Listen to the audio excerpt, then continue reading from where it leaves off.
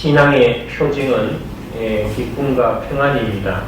오늘도 사도 바울이 우리에게 신앙 안에서 기뻐하라, 너희도 함께 기뻐하라 이렇게 얘기하고 있죠. 빌립보 교인들은 이 바울에게 참 고마운 사람들입니다. 바울이 감옥에 있을 때 복받아주기도 하고 또 여러 가지로 바울을 많이 도와서 일을 해줬던 그런 성도들이죠. 그래서 바울을 많이 생각해 주었고 그의 어려움에 동참해 주었습니다. 그러나 바울이 고맙게 생각하는 것과 주님의 심판대 앞에서 인정받는 것과는 많은 차이가 있습니다. 즉 이거는요, 흔히 우리가 교회에서요 열심히 예수고 힘쓰는 사람, 헌신하고 희생하는 봉사자들이 나중에 하나님 앞에 서는 것은 틀린다는 겁니다. 교회에서 신앙의 바른 기준에 의해서 바르게 신앙생활을 한 사람과 자기 열심으로 자기 기준대로 일을 한 사람의 차이를 얘기하는 겁니다.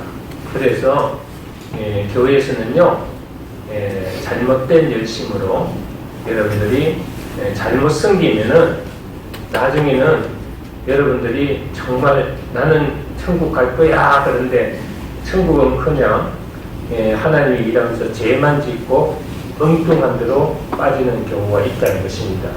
그래서 바울은 빌립보 교인들의 많은 수고와 노력, 이 참 인간적이지만은 그러나 주님의 심판대 앞에서 인정받는 것과는 틀리다는 것을 오늘 얘기하고 있습니다. 그래서 바울이 사랑하는 빌립보 교인들을 향해 진심을 하는 충고가 무엇이냐 하면은 지금 신앙생활을 근본적으로 뜯어 고치라는 것입니다. 바울은 그들이 바꿔야 할 기준을 오늘 세 가지로 얘기하고 있습니다. 첫째는 뭐냐 하니까 오늘 사람의 우리가 수고를 평가할 때 무엇으로 평가하느냐 얼마나 부지런하게 분주하고 얼마나 바쁘게 많은 일을 했느냐 이것을 우리가 가지고 이렇게 평가하는 경우가 많죠. 그래서 현대인들은 바쁘게 사는 것을 아주 잘합니다. 요즘 어떻게 지내십니까? 하면 바쁘게 삽니다. 또 교회 다니는 사람 보고 어떻게 지내십니까? 하면 교회 일로 내가 너무 바빠서 아침 저녁으로 주야로 그냥 교회에 가서 봉사하고 있습니다. 이런 얘기 하는데요. 이런 일들이 우리가 바른 신앙의 기준 안에서 했을 때는 상급이 있겠지만은 오히려 열심히 하면서 잘못된 길로 가는 사람들이 너무 많다는 것입니다. 그래서 바울은 주님의 심판대의 성도들의 평가하시는 기준이 얼마나 바쁘게 일을 했느냐가 아니라 얼마나 순결하게 살았고 깨끗하게 일했는지를 말하는 것입니다. 그래서 오늘 15절 말씀에 이는 너희가 흠이 없고 순전하여 어그러지고 거스르는 세대 가운데서 하나님의 흠없는 자녀로 세상에서 그들 가운데 빛들로 나타내라 그랬습니다. 나타내며 그랬습니다. 바울은 이 세상이 어떤 세상인지 먼저 규정하고 있죠. 이 세상은 어그러지고 거스리는 세대다 이렇게 얘기하고 있습니다. 어그러지고 거스리는 세대, 이 가운데서 하나님의 흠없는 자녀로 세상에서 그들 가운데 빛들로 나타내라 이렇게 얘기하고 있습니다. 이 어그러진다는 것은 한마디로 말하면 뒤틀려 있는 것을 얘기하죠. 무엇인가 뒤틀려 있으면 바로 세울 수가 없습니다. 이것은 가치 기준 자체가 잘못되어 있다.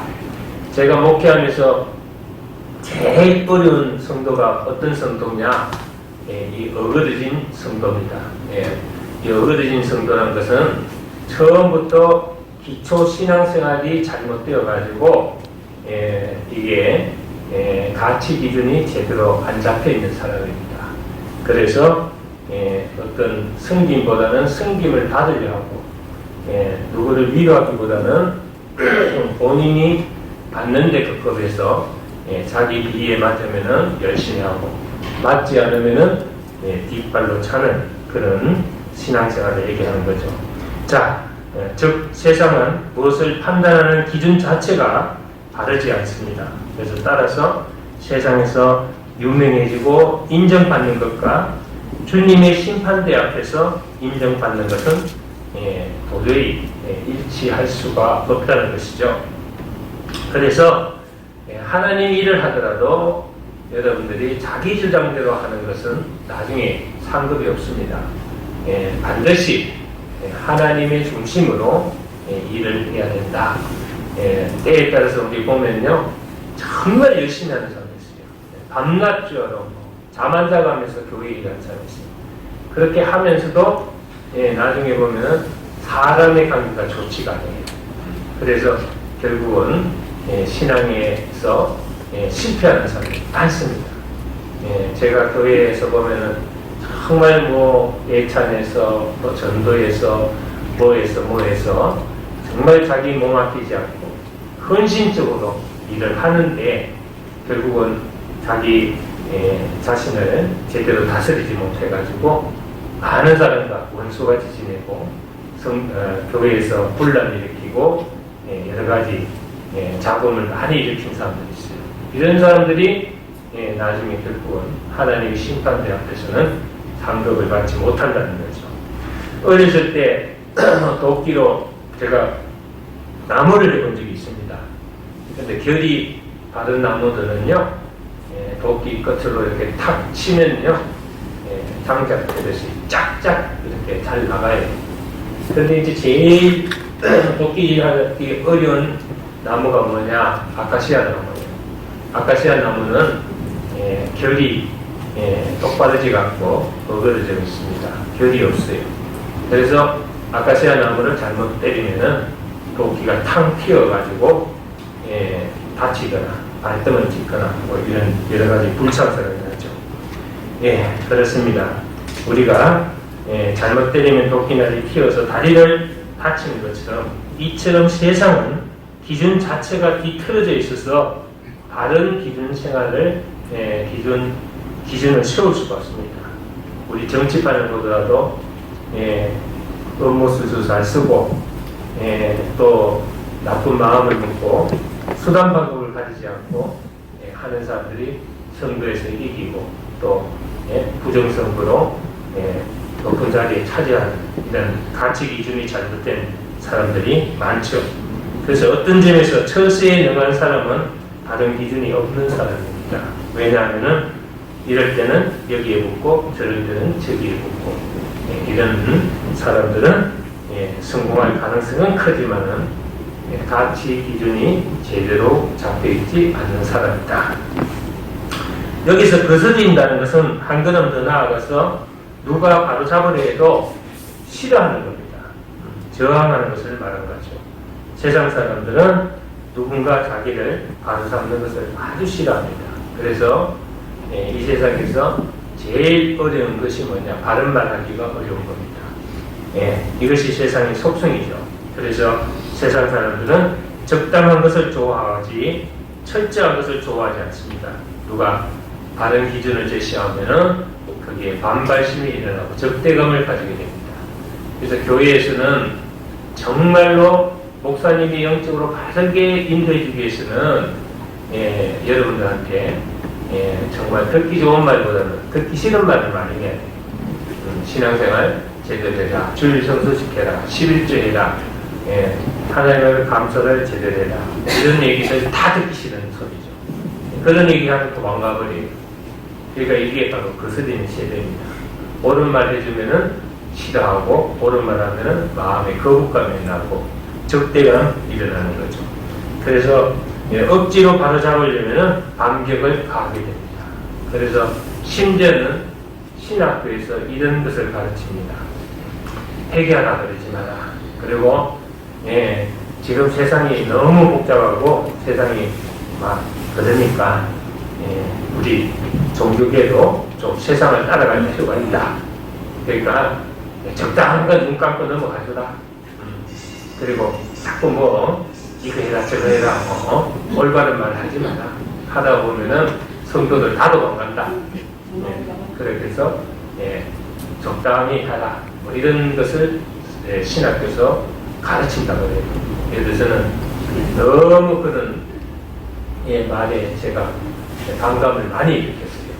어떻게 우리가 하나님 말씀을 가지고 세상을 살아가는데 어떤 그 나침판이 되어야 되는데 그렇지 못하고 엉터리 나침판이 되어서는 안 되겠지 않습니까? 그래서 이 가치 기준이 바로 잡히지 않는다. 여러분들 보시면은 범법 행위를 많이 한 범법자들이 검찰에 기소되면은요 다 자기는 옳다고 그래요. 자기는 잘못한 거 없다고 그래요. 여러분들 정치인들이나 뭐 유명한 사람들 이렇게 잡혀가면은 그 포토라인에 써가지고 이렇게 기자들이 와서 물어보지 않습니까? 그러면 한 사람도 자기가 잘못됐다는 점, 진실을 숨기고 은폐하도록 합니다. 그리고 말하기 곤란하면은 들어가서 진실대로 얘기하겠습니다. 그러면 뭐 진실대로 얘기한 사람 없대요. 수사관들이 물으면은 조사를 하면요 전부 거짓말하고 자기 잘못은 자꾸 덮으려고 해요. 그래서 수사관들이 진실을 밝히려고 가끔 미역도 하고 하역도 하고 그런다고 합니다. 결국 부정을 파헤치려는 검사들의 숙제는 어떻게 국민이 납득할 만한 수준에서 적당히 수사를 종결하느냐.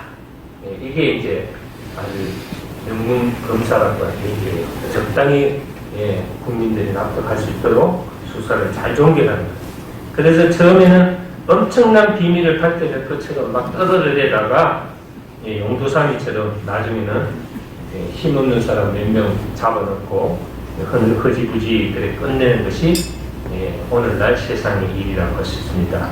이게 무슨 뜻입니까? 세상은 완전히 바로잡을 수가 없어요. 완전히 세상을 진실하게 만들려면 세상 자체는 무너집니다. 그래서 세상 자체는 알다시피 하나님 말씀에는 진리가 없다, 진실이 없다 이렇게 보시면 됩니다. 그런데 성경은 이런 세상에 우리가 허먹고 순결하게 살아야 된다 이렇게 기준을 얘기하고 있습니다. 얼마나 정직하고 순결한 가는 하나님이 보시는 우리의 기준이라고 할 수 있습니다. 그리스도인은 영원한 멸망에서 이미 구원받은 사람들 아닙니까? 그러니까 아주 작은 일도 기뻐하고 감사할 수 있어야 한다. 이것을 은혜로 산다고 합니다. 그래서 은혜로 살면은 여러분들이 돈을 벌게 되어 있습니다. 세상 사람들이 볼 때도 그런 사람들이 아름다워 보이고 결국 그런 사람들이 믿음이 가는 사람이라고 할 수 있습니다. 순결하고 정직하게 사는 사람. 근데 세상이 너무 거짓이 많아요. 그래서 며칠 전에 제가 여러분들한테 말씀드렸는데 마트에서 배고프다고 사과 훔치 먹고 빵 훔치던 그 아버지하고 아들이요 미아가 돼가지고 많은 사람이 불쌍하다고 한 2천만 정도 며칠 사이에 모였대요. 세상에는 참 정말 좋은 사람들이 많은 것 같아요. 아직도 나쁜 사람들보다는 불쌍한 사람 보고 너무너무 불쌍하다고 해서 돈도 보내주고 물건도 보내주고 이랬는데 알고 보니까요 이 아버지는 아파서 일을 못하는 게 아니고요 요름에 빠져가지고 게임에 빠져가지고 일을 못하는 아버지야. 그래서 기자가 찾아간 날도 게임방에 앉아서 아들하고 신나게 게임하고 있는 거예요. 그래서 불러냈더니 피하고 도망가고 그러면서 후원받은 거 돌려주면 되지 않냐. 그렇게 얘기합니다. 얼마 전에도 어금니 아빠라는 사람이 있죠. 이용해가지고 딸을 이용해가지고 나쁜 짓 하고 돈 받아먹고. 세상은요 거짓 투성이고 이 세상은 진실이 없어요. 진리가 없어요. 바른 말 하는 사람이 없어요. 바르게 가치 기준을 제시하는 세상이 아닙니다. 얼마나 진실 아닌 진실을 가지고 진실처럼 얘기하고 여러분들 정치인들이 다 우리를 위해서 국민을 위해서 사는 것처럼 얘기하고 국민을 위해서 열심히 일하는 것처럼 하지만은 다 자기 밥그릇 챙기고 자기 명예와 자기 인기를 위해서 열심히 있는 사람들. 그거 알면서도 우리가 속아야 돼요. 그냥 자기들은 나라의 일꾼이라고 해요. 내가 볼 때 사기꾼들이죠. 하여튼 우리는 정말 얼마나 정직하게 얼마나 우리가 순결하게 사는가 이것을 하나님께서 우리를 보신다는 겁니다. 두 번째는 보니까 바울사라가 두 번째 신앙생활 기준으로 제시하는 것이 빛을 발하는 겁니다. 그죠?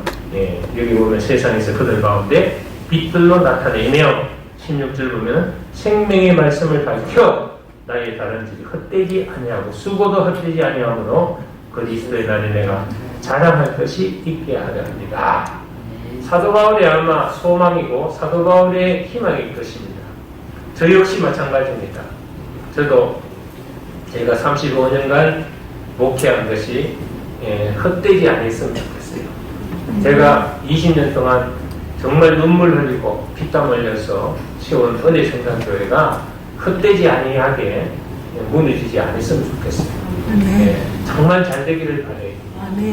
늘 기도하고 늘 그것을 위해서 항상 좋은 마음으로 있는데 그게 뭡니까? 그리스도의 날에 내가 자랑할 것이 있게 하려 합니다. 하나님 앞에 서서 내가 자랑할 게 뭐 있겠어요? 이 땅에 있으면서 정말로 주님, 정말 주님을 위해서 주님의 영광을 위해서 제가 교회에 목회자로서 최선을 다하고 왔습니다. 이것밖에 더 있겠어요? 또 이 나이에 내가 뭐 성공하고 이 나이에 뭐 돈 벌러 다니고 이 나이에 뭐 내가 뭐 조금 남은 생애를 뭐 행복하게 살려고 몸부림치는 건 아니잖아요. 이제 하나님 앞에 갈 때 정말 기쁘게 떳떳하게 하나님 앞에 가기를 원하는 겁니다. 그래서 바울이 빛이나 생명의 말씀을 밝힌다는 표현에서 염두에 둔 개념이 뭐냐 하니까 바로 바다의 항해를 얘기하는 겁니다. 당시 바울은 바다 항해로 여행을 많이 다녔습니다. 칠흑같이 어두운 밤에 무엇을 보면서 항해를 합니까?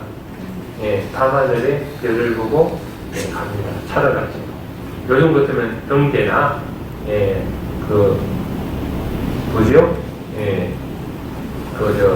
자동차에도 있는 거라고 내비게이션 그런 것을 보고 항해를 하겠죠.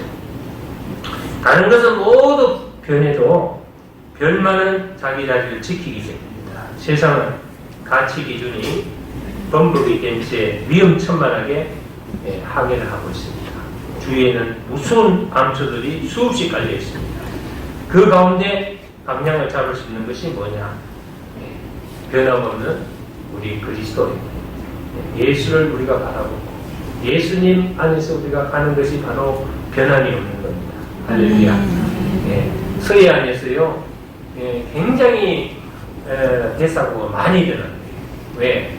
정해진 항로가 있는데 정해진 항로를 벗어나면은 사고가 생깁니다. 비행기도요 이 정해진 항로가 있어요. 날아가는 항로가 있어요. 다 있습니다. 전투기가 나는 공간이 있고요. 여객기가 다니는 공간이 있고 다 있습니다.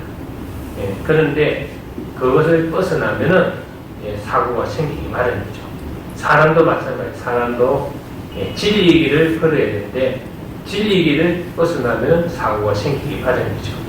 얼마 전 신문인에서 우리나라 실업자가 어마어마하게 많다고 한 200만 명 이상 지금 기사를 봤어요. 생겼다. 그런데 뭐 청년 일자리도 없는데 뭐 노인 일자리도 많이 생겼다 하더라고요. 문재인이니까 이 노인들 위해서 복지 제도를 많이 펼친다고 그렇게 얘기합니다. 하여튼 아무 일이나 가리지 않을 입장이라 험한 일을 주로 해온 외국 노동자들도 이제 본국으로 돌아가는 추세라고 합니다.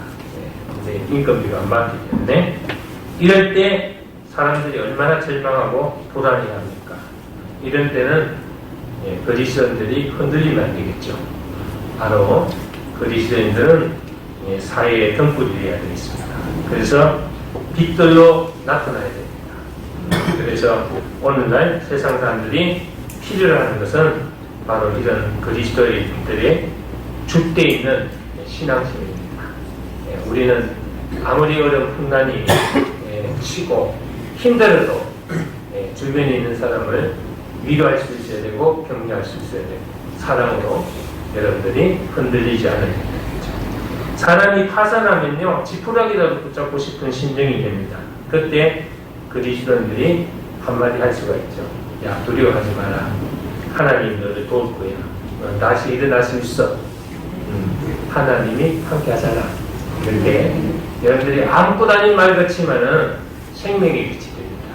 그런 말을 여러분들이 주의할 수 있는 신앙인이 되시기를 주의 이름으로 축원합니다. 우리도 똑같이 어려운 처지인데 어떻게 다른 사람을 위로하고 지켜줄 수 있느냐? 그것은 바로 우리 마음속에 사라지지 않는 빛이 있기 때문입니다.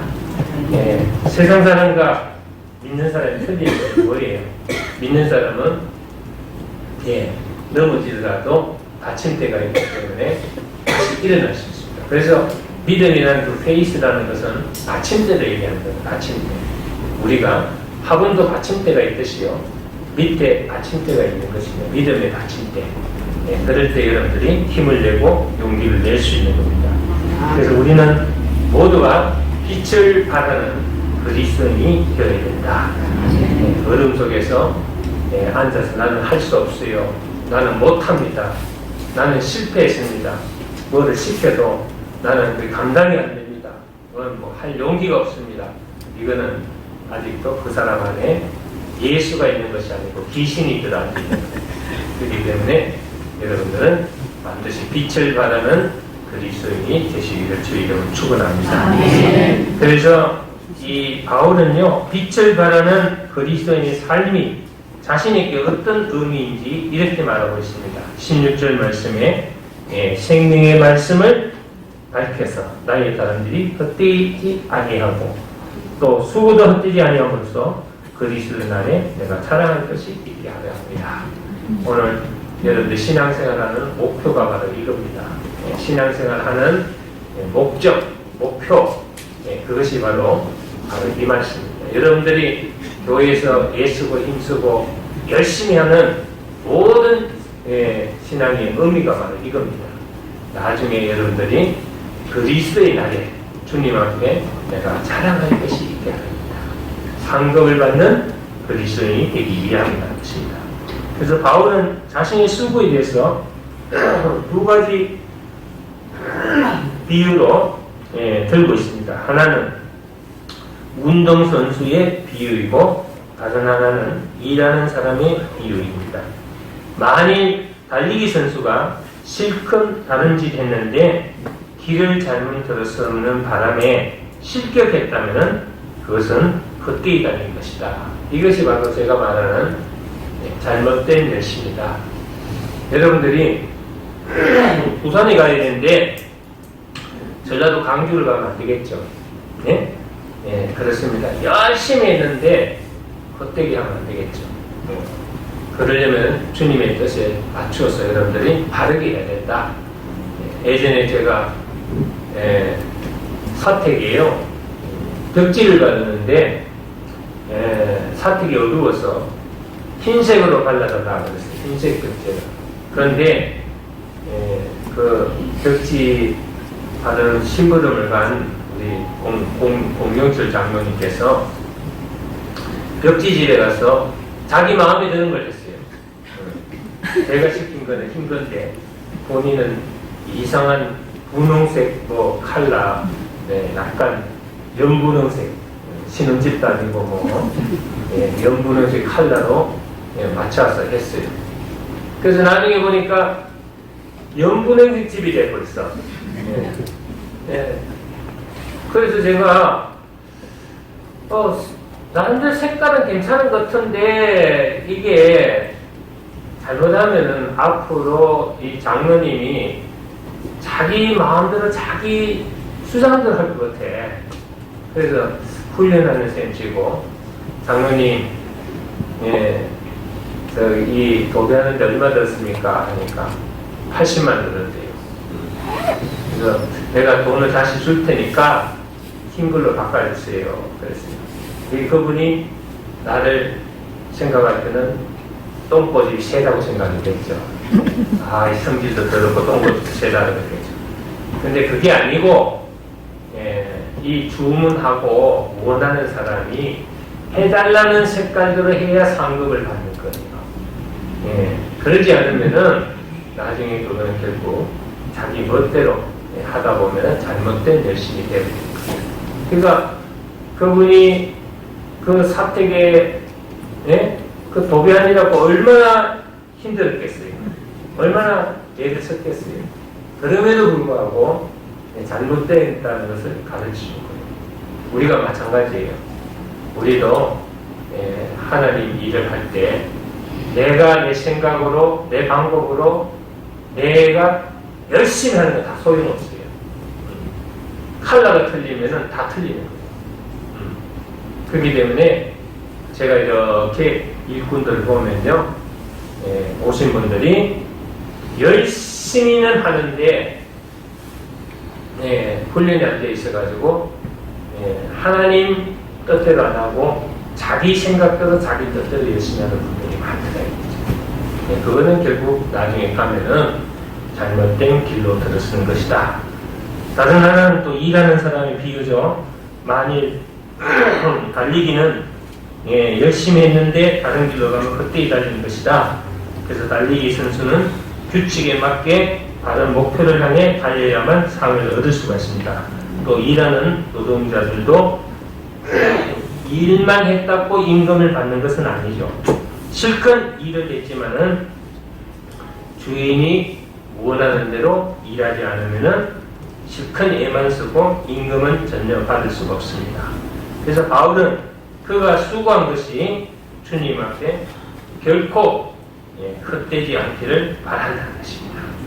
그래서 저는 교회 일을 하면서 항상 살아있는 판을 걷는 것처럼 굉장히 아슬아슬할 때가 많아요. 왜?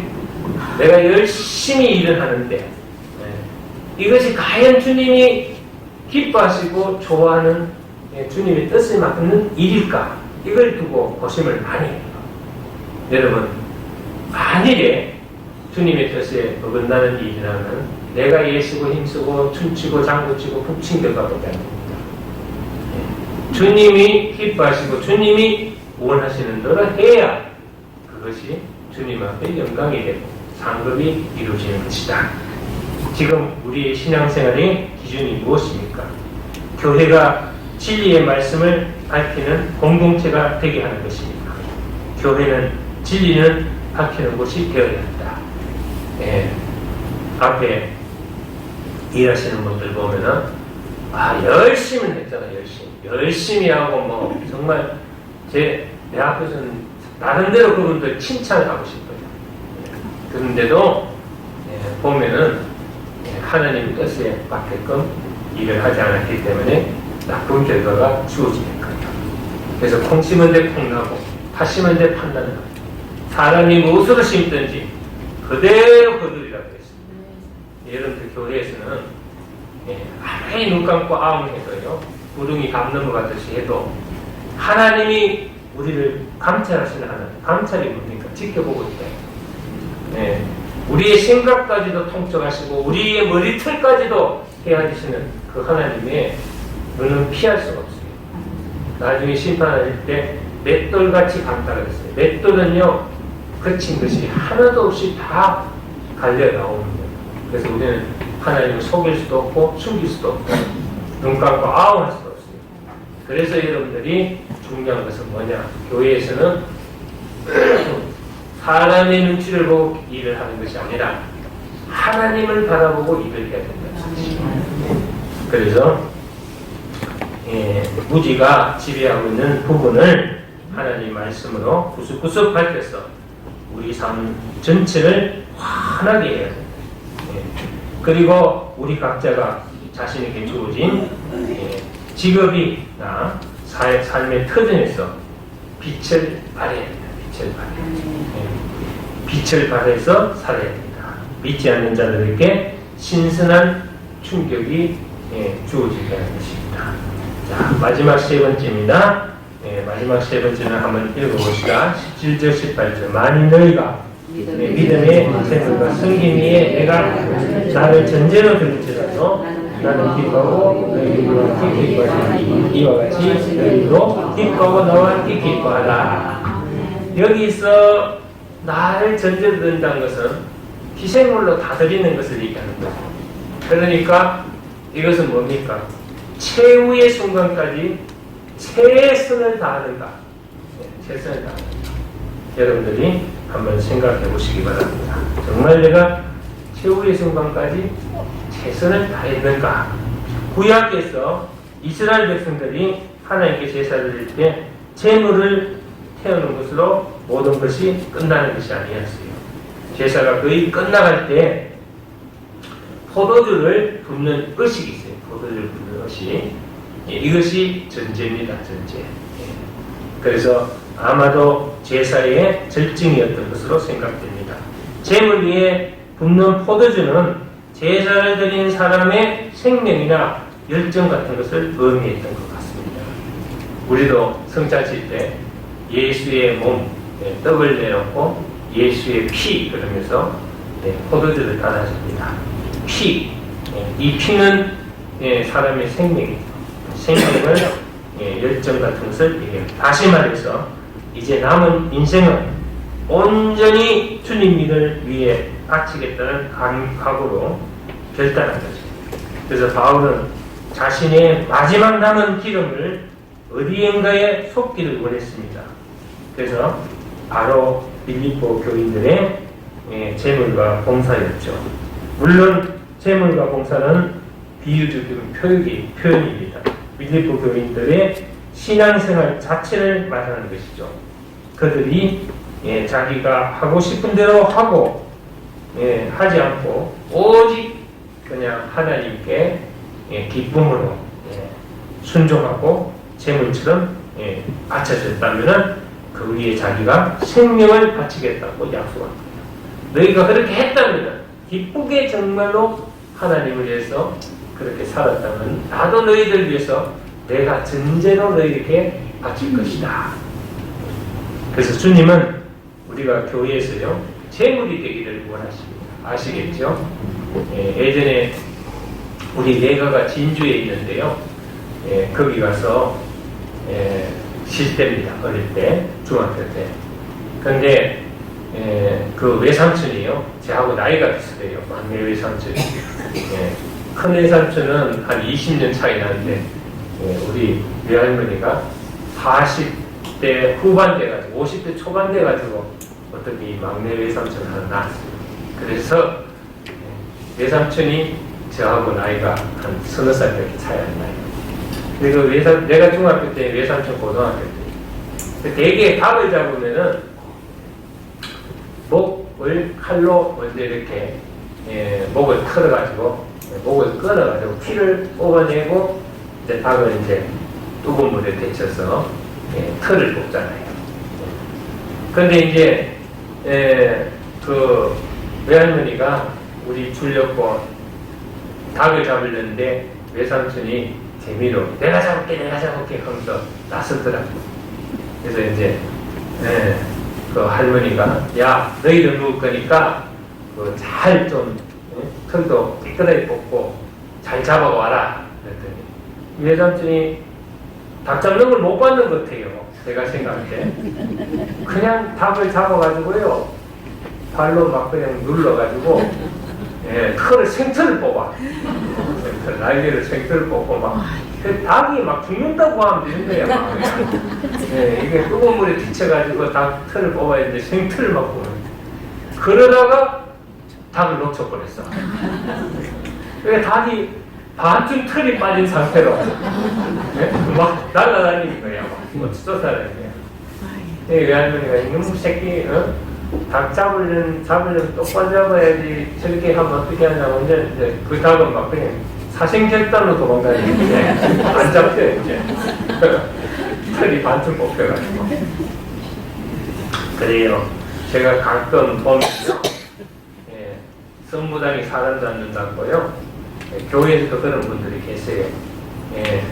아직 재물이요, 이 제사상에 올라가려면은 이렇게 겨우겨우 이렇게 깨끗하게 털을 제거해야 되는데, 털이 늘 제거된 채로 누도 닭이 막 돌아다니는 것이거든요. 그래서 이렇게 정말 제대로 우리가 신앙생활을 해야 되는데 이런 경우가 있습니다. 하여튼 재물이 죽어야 재물이 되는 거죠. 그죠? 살아있으면은 절대로 재물이 될 수가 없어요. 그래서 사람들은 교회에서 은사나 재능을 발휘해서 인정받기를 원합니다. 그거 좋습니다. 그러나 정말 귀한 것은 다른 사람을 위해서 자기를 죽일 줄 알아야 돼요. 예수님이 아무든지 나를 쫓으거든 자기를 부인할 줄 알아야 된다는 말씀이 그 말이에요. 예수님 제자가 되기 위해서는 자기를 죽일 줄 모르면 예수님 제자가 될 수가 없어요. 예수님이 제자 되는 첫째 조건이 자기를 죽이는 것을 먼저 원했던 거예요. 자기 자신이 자아가 죽지 않으면 예수님 따라다닐 수가 없어요. 자아가 죽어야 되거든요. 여러분들이 우리가 교회 일을 하거나 하나님 일하는데 자아가 죽지 않으면요 절대 하나님 앞에 아까 말했지만 상급을 받을 수가 없어요. 헛된 열심이 되고 잘못된 열심이.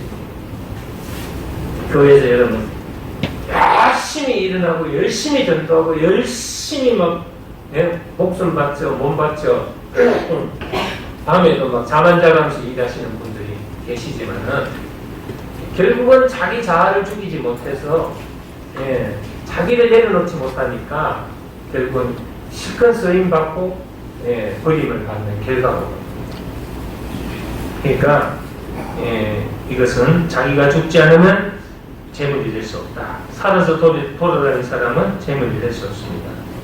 요즘 교회에서는 자신이 죽지 않아서 계속 어려움을 만드는 분들이 주위에 많아요.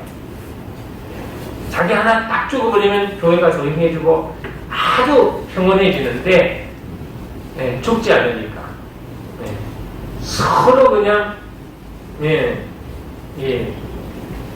대상이 되는 거예요. 그래서 오전에도 제가 말씀드렸습니다. 결과가 원인은 그 결과를 놓는다. 포켓볼이 그렇다는 거예요.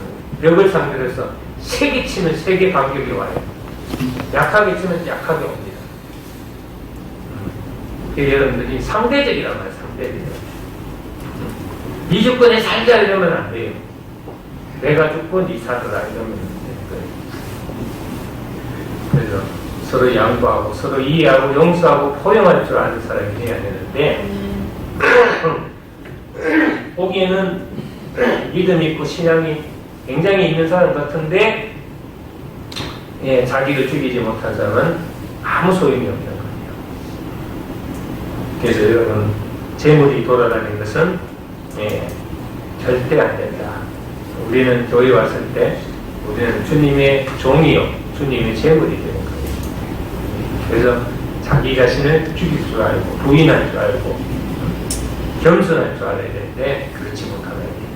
그래서 바울의 마지막 헌신이 제대로 빛을 발하기 위해서는 빌립보 교인들이 고집을 버려야 된다. 계속 자기 멋대로 하면은 바울이 그들을 위해서 할 수 있는 것이 아무것도 없다는 겁니다. 그래서 바울이 16절 말씀이 그 말씀이에요. 생명의 말씀을 밝혀서 나의 다른 일이 헛되지 아니하고 수고가 헛되지 아니함으로써 그리스도의 날에 내가 자랑할 것이 있게 하려 합니다.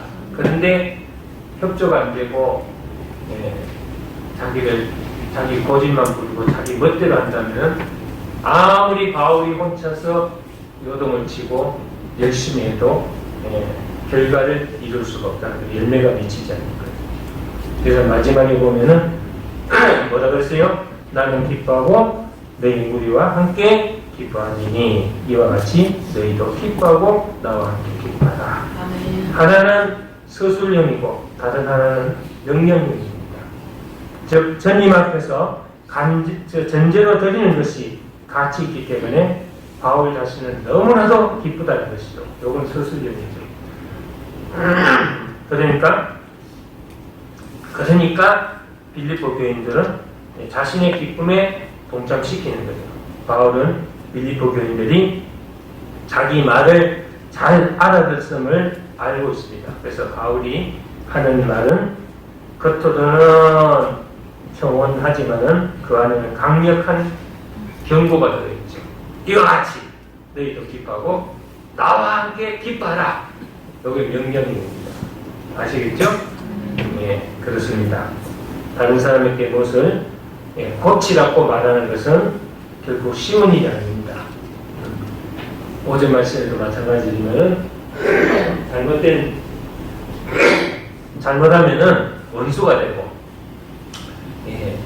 괜히 적대적인 감정을 일으킬 수 있는 말입니다. 그러나 바울은 빌립보 교인들에게 가까이 있는 사람들에게 기꺼이 말합니다. 작은 자아를 깨뜨리고 자신의 기쁨에 동참하는 사람이 되라고. 할렐루야. 네, 그래서 여러분들이 우리는 오늘 이 세 가지 말씀을 잘 받아들여서 우리의 받은 신앙의 기준이 무엇인가 하는 것을 잘 알아야 되겠다. 할렐루야. 첫 번째 뭡니까? 예? 첫 번째 뭐예요? 예? 비 맞은 중처럼 중얼거린다. 뭐라고요? 얼마나 순결하고 깨끗하게. 예, 그렇죠. 두 번째는 빛을 발하라. 예, 빛을 발하라.